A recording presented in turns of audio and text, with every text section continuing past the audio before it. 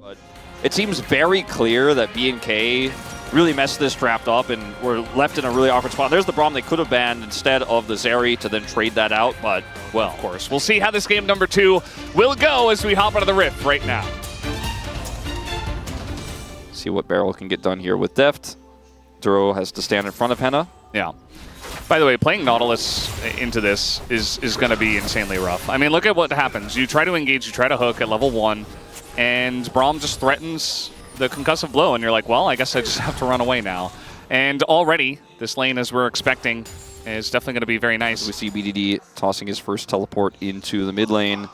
And how greedy is Closer going to be? Not greedy enough to get punished, it doesn't look like. Raptor's here.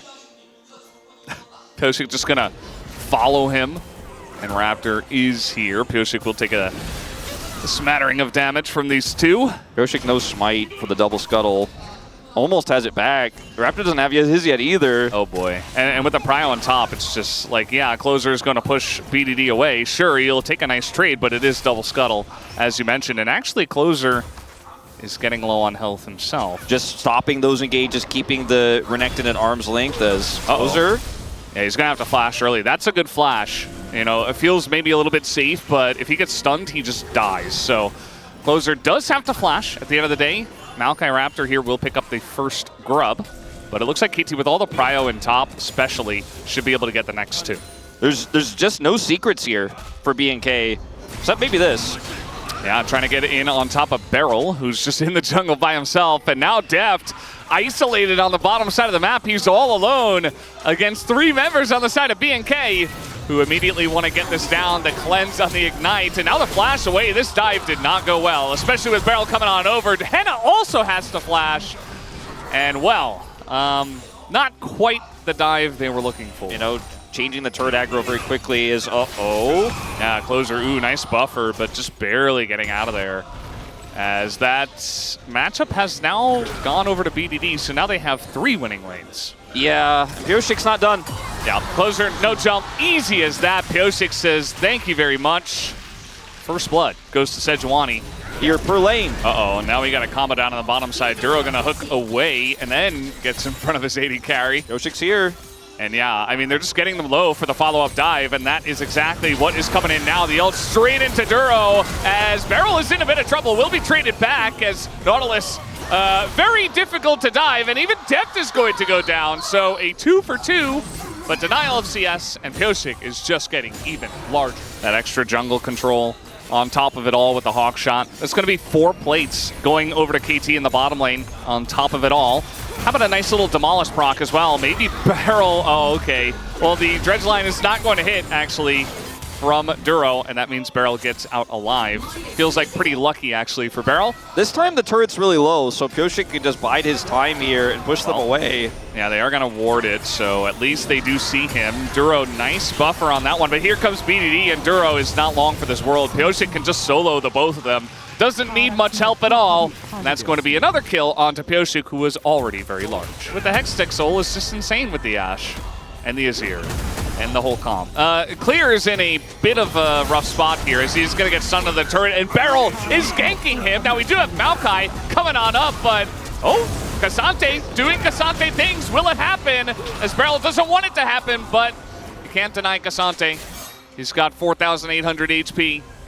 He is going to survive. They don't want to chase any further, too, with the Hex Gate there. You can see Henna very nearby. And 20 extra farm, a bounty, and yet they're the same level. Crazy. XP, one hell of a drug. As now Pyosik, we'll see, we'll test that theory. Is he actually unkillable? I guess against 5 people, he is not, as he will go down. BDD also just going to die for some reason, as that fight was not good from KT. I just want to erase that from my brain. Yeah. They have soul, or they will have soul point if they grab this. They have full prio, perfectly punished in the cross. Now it's going to take a TP and losing a Drake for it. Will it work out? Will they even kill him? I think with 3 people they should be able to, especially with the Tristana damage, as in he goes and down he goes. And the shutdown will go over to Cassante. And yeah, it's in trade for a Drake. Was fine. We enjoyed what they had, as Henna is going to cleanse. Nice cleanse there. And now he's trying to trade back onto Pyosik, but as we mentioned before, if he's not in 5 people, he is pretty much unkillable. with the lead that he does have. Still showing in mid, and if BNK try to commit, they're going to be into Emperor's Divide.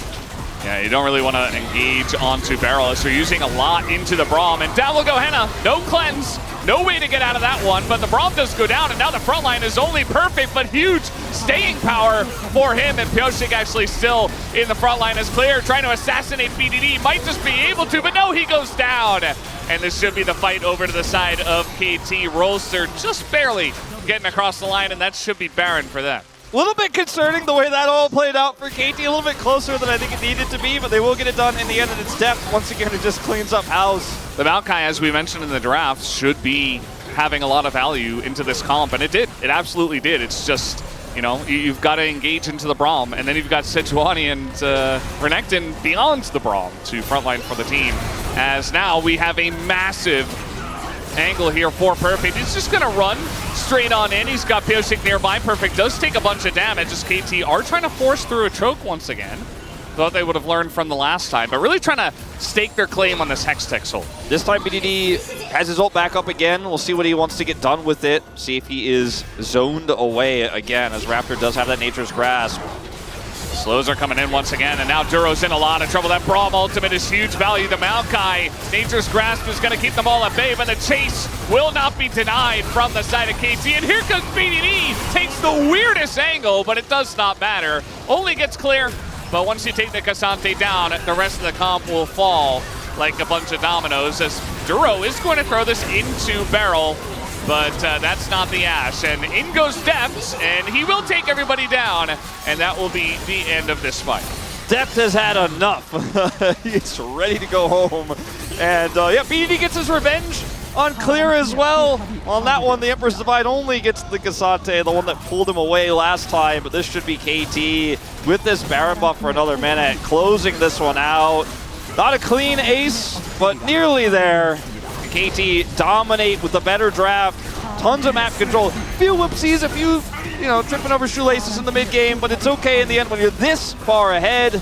It just doesn't matter.